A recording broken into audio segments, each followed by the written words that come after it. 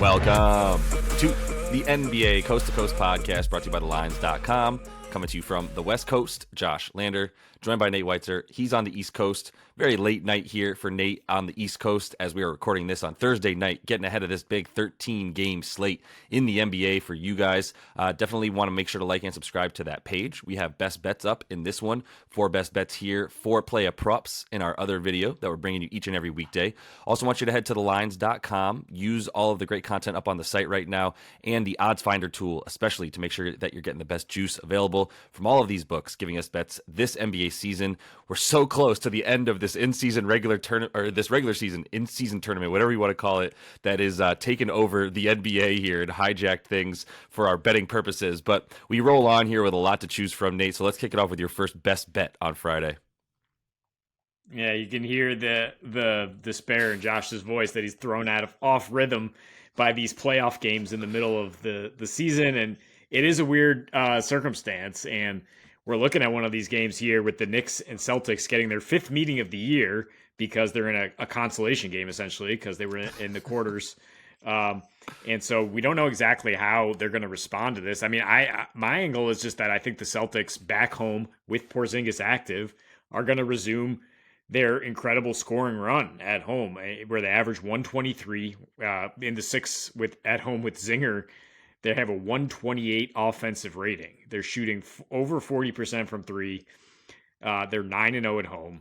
And we just saw this Knicks defense just crumble against the Milwaukee Bucks. I mean, a little bit of a different matchup. They have played Boston pretty well. I wouldn't say well from an efficiency standpoint, though. They just really tried to slow it down and try to control it that way. The last meeting in Boston, it was in an 84 pace from the Knicks. But the Celtics put up a 135 offensive rating, hit 19 threes at a very high clip, and were able to get to this total, 114, which is the total, by the way, that I'm targeting. 113.5 plus 100. And I wouldn't mind laddering it up a couple more points if you do feel confident. Because, I mean, yeah, the Knicks, what we've seen is when they face a good team, no offense, Josh, as a Knicks fan, it's just another one of these Eastern Conference teams that they do not hold up against these really good teams at this point. They're 3-8 against teams above 500. They're 9-0 against teams with losing records. That's usually who they hold down and hold below 100 points. Their last matchups against good offenses on the road, of course, the Milwaukee 146 game here, their most given up in like 30 years. Also gave up 117 to Minnie, 114 to Atlanta, and 110 to Milwaukee when Milwaukee was still trying to hit their stride, and they hit 23s. And as we all know, the threes are the key with Boston. If those start falling, they're going to score a lot. And even their second unit with Pritchard, Sam Hauser, they have snipers to keep the scoring on. Who knows where the Knicks are going to be in terms of their headspace, but I think the Celtics are just going to resume with their legitimate title aspirations. Just say, all right, we're back home. It's the regular season. We're going to resume just putting whoopings on people. Seems right. I honestly, I like the team total bet more than anything in this game. I think there's going to be points with this matchup in Boston. That's more often how it goes than when they are in the Garden, the real Garden, by the way, in MSG. So, yeah, I think the team total is the only way I would really run with this. I have a play prop from this one that I'll talk about in the other video as well. But apropos to our name here, Nate got a game on the East Coast. I'm going with a game technically on the West. It's at least in the Western Conference, and that is Golden State. They're at OKC.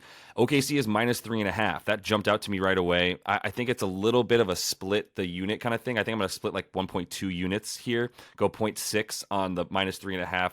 Go 0.6 on the over 234.5 plus the OKC money line. So that's a parlay there of the OKC to win the game. In this game to go over 234 points. I think it's going to get bet up. It might have already gotten bet up since I even started looking at it because it was an opening total. I would bet this up to about 236.5. To be honest with you, I think it's going to hover right around there. If it does get up to like 238 or 239, I think that it will get bet back down. So that's going to be in that range, right? Which is going to be important because I'm sure it's going to end at like 236.5, 237 in that range, and be right on point for a lot of these bettors. But the matchup here in OKC is what I'm honing in on more than anything for these two teams. At this point, we've seen them play 3 times now already this season because of group play and the like for OKC and Golden State. And there's a little bit of a delineation when they play in Golden State, and Golden State plays better defense there. They play a little bit. It's not even really the pace for them. It's just really the fluidity of the offense. A little bit actually been better on the road. Things have been a little bit worse for them at home, which we just saw them struggle mightily against the Blazers in their own building. But on the road right now, and in this matchup, the last 3 in OKC have averaged 264 points between these two teams.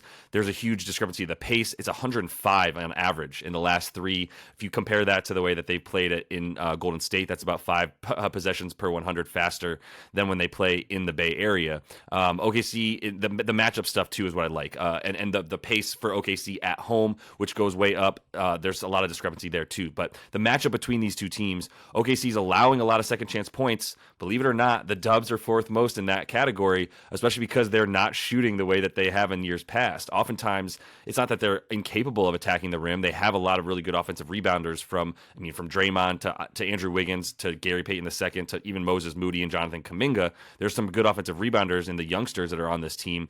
And so that's another reason for points there, at least, for them to be able to score that way. Their true shooting is so far down as well that they have no choice but to try to get those second chance points, which they haven't needed quite as much because the ball is usually going in the basket with the Splash Bros. But on the other side of the ball, you've got OKC and getting a ton of points off of turnovers. Even Chris Paul, the point god, couldn't come to the Dubs and keep them from hemorrhaging points off of turnovers, which has been their MO since they've been good. So that's going to continue to be the thing for them.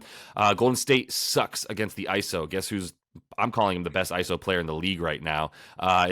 Shai's at least in the top 2 or 3. There's very few guys that are, face-up guys especially, that can do what he does. And at this point, for for Golden State, the defense, man, is just the one-on-one matchups aren't there for them. Draymond, man, he got burned by Shaedon Sharpe multiples of times. Just does not have the quickness to guard guys like that right now. So he's not going to help much there. And then, the split stuff is really big. Golden State on the road right now is scoring 118 versus the 111 that they score at home. Complete reversal from last year. The Thunder score 6 more points per game at home. They're up to 121 when they're there. They're also giving up 116 at home right now. So that defense has actually been better on the road, where they're playing way slower. It's 3 possessions per 100 slower when they're on the road right now. They're playing a lot faster at home. So all these splits also just lead to points in this one. And I'm so ready to fade the Dubs at every turn. Who's scared of fading? Remember when it was terrifying to think of taking a team plus 10.5 against the Golden State Warriors? It ain't your older brother's Golden State Warriors anymore. No, they're absolutely terrible, to be honest. I mean, they're a Steph Curry sprained wrist away from just being lottery. One of the 3 worst teams in the Western Conference. It's the fact that with Ayton, Jeremy Grant, and then Malcolm Brogdon going out of that game, they had to fight and claw to beat the Portland Trailblazers. Yep. Tells you all you need to know. OKC back home after losing to Houston, which only wins at home, only loses on the road. I think we know what to expect here from Shai. I'm going to take a break here for a bonus pick because with the in-season tournament, with the Pacers in the final here, we've been talking about Halliburton as the IST MVP, but also checked in on the futures market for him. He's still plus 500 to either be clutch player of the year or plus 550 to be most improved. And he's going to get one of those trophies if things maintain on this pace. I mean, he is literally right behind Nikola Jokic in advanced metrics. He actually leads the league in win shares, obviously leads the league in assists, 4th in PER. His assist to turnover ratio is pretty historic at 5.4. After this 15-0 game, it's going to go up. Just for perspective, Jason Kidd and Steve Nash have a career assist to turnover of 2.75. So Tyrese Halliburton is doing historic stuff for the best offense in history at this point. We'll see if he can maintain the pace, some pun intended, but for 5-1 right now, I just sprinkled a little bit on both of those, assuming he's going to get something here for his MVP runner-up style. Josh said, not your old. Please respond. Yes. Okay. Yeah, let me just give you one on that, because if you're gonna talk about Hallibaby like that, I was scrambling over here to pull up DraftKings as well, because that's where I I have so much Pacers exposure, Nate. It's insane. And it took me until they were 12-1 to put a little sprinkle on them to win the in-season tournament. Don't know why that took me so long. I've been preaching from the mountaintops about them. I have a Halliburton Clutch Player of the Year. I have a Carlisle Coach of the Year. I have a bunch of overs. I got an alt over on their wins. Like, yeah, you got me on that. I was trying to figure out exactly what my Clutch Player of the Year ticket for Hallie is, because I think I got it at like 30-1. I'm not telling you still to not play it at the plus 500. I'm just saying, like, man, CLV might feed my kids one day. Yeah. Yeah, Basketball City is back in Indy, I guess.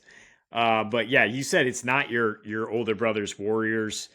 This same kind of situation here for the Cavs and Heat, who continue to be undervalued in terms of their offensive potential, what we've seen recently. So I'll go over 218.5 in their matchup here, and maybe put a quarter unit on Heat money line with the over. As we know, one of our rules on this show is we do not bet Heat regular season games if we can help it. So that's why I'm keeping the unit down. But I mean, they're being a little more transparent about the injury report. The fact that Bam is ruled out once again, which is really going to help offense for the Cavs. Evan Mobley is questionable. Those are two of the top 4 candidates for Defensive Player of the Year. So if both those guys happen to be out, you got to like more offense in this game. Either way, I mean, Miami's been scoring and playing at about 100 pace. Their last 6 home games, 124 a game.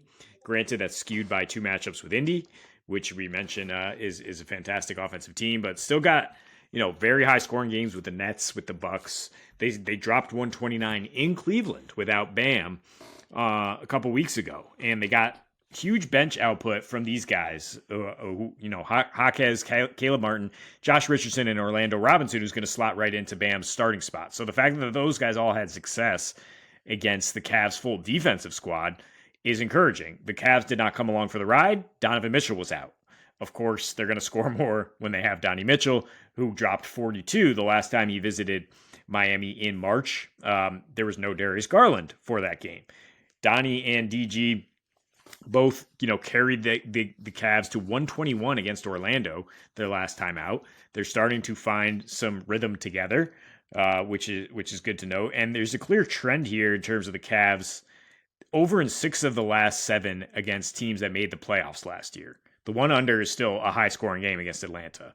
Under in 5 of the last 6 against non-playoff teams. The exception is Orlando, who, might make the playoffs this year. They're a good team. So basically, if they face a good team, they're gonna score. They're gonna score with you now that they have Max Strus on the wing, that they have more offensive options. They're not just gonna muck it up. Like Donnie Mitchell, if he can have success, he can keep them in a good scoring environment. And that Heat team is deep and loaded on the wing now with those guys I mentioned coming off the bench, and I think they will score right with them. Those guys coming off the bench and starters like Duncan Robinson, the man, who actually has been really good at defense. He's been doing everything.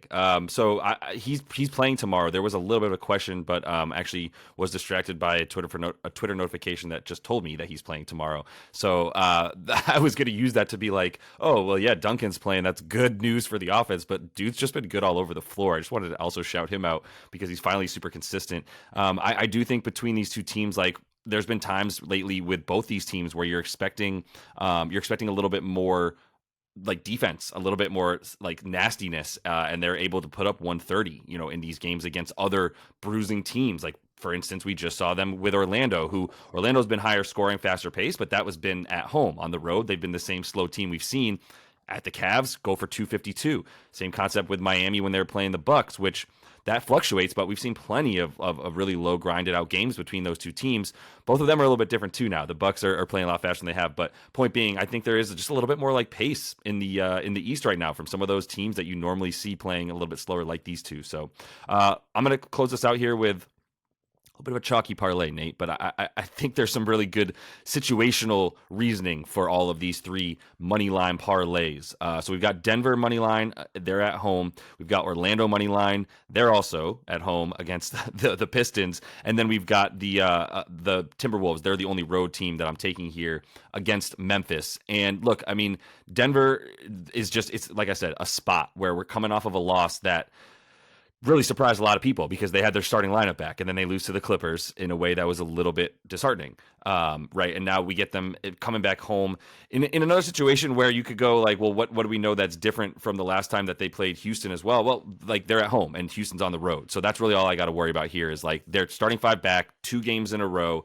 Houston on the road, not the same situation. I'm going to buy into that entirely with them.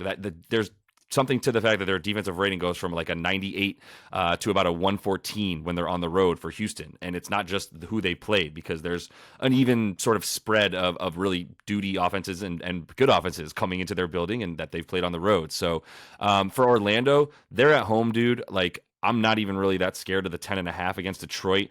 Detroit's a team that's a little bit less predictable to me, but oh man, that's been over the last couple of years. Like, I felt really comfortable taking Orlando against Washington at this same spread at home. I don't know why I would be scared of Detroit. It's the same concept. They're a little bit better down low than Washington. They're sort of like the inverse of each other. Washington much weaker down low than a few of the guys that are playing on up top for them. Even though Jordan Poole's up there. I digress. Let's not get into the Zards. Let's just compare them to the Pistons and just be like, look, this is a similar situation for Orlando, who's putting up like one of the best offensive ratings at home in the league, which is absolutely wild. Another team that continues to cover the spread now as a favorite when they're at home. It used to be that you had to get them as like a dog at home, and now back to the trend of covering as home faves. And then last one there, Minnesota. Also not afraid of their spread, man. Like -6. If it seems like it's worth a little bit of a sprinkle on the money lines, plus maybe the spreads as well. But majority of like just a full unit on this, because Minnesota's playing Memphis in Memphis. Yeah, Grind City ain't really what it used to be, man, right now. And there's a lot of a reason to fade Memphis's offense. Minnesota's defense has started to travel on the road, traveled to the road on the road just fine last time they played at Memphis on November the 26th, which is barely a week and a half ago from when we're recording this. And that was a nice blowout to the tune of 119 points that they scored. And it was a classic Minnesota win. Like they're not doing anything awesome on offense, except for they have Ant Edwards. And if they get into to transition, they are very lethal. But right now without, who's their really good, not Vanderbilt. I always mess up his name with Vanderbilt. The dude who just hurt his hand last year. Anyway, I digress. McDaniel. He's not playing. Thank you, Jaden McDaniel. For the love of God, I always want to call him Jared Vanderbilt. They have such similar names and games, but either way, without him in the game as well, I still think that Ant is going to continue to get on the break alone and score plenty for them. Yeah, I mean, the two home teams, Denver and Orlando, seem rock solid to me. I mean, Detroit, there's nothing to be scared of except Bojan giving them a little bit of a lift here his last 2 games, but I don't think they're going to beat Orlando. Orlando's not messing around with these low level teams. Like, they just smack them. Memphis at home, I mean, maybe I'm just pre-programmed to think that they can like grit and grind and find a way to win, because they haven't. They've lost 8 straight at home before they finally beat the Jazz JV team last time out. Yeah. So, I mean, Minnesota, the way they're rolling right now, I'm fine having them be the third dance partner here, but there's plenty of options to choose from on a 13-game slate. Yeah, there is. And I mean, look, the Memphis one, like you said, like we're programmed to think that, but this ain't like basically Tony Allen ain't walking through that door. I'm not really worried about it. So that is all the time we have for best bets, though. Actually had a bonus bet in there as well, talking about some Halliburton futures. So jump on that as well. That's all the time we have for you in this one. Check out the Play a Props video that's up. And until we see you next, happy betting.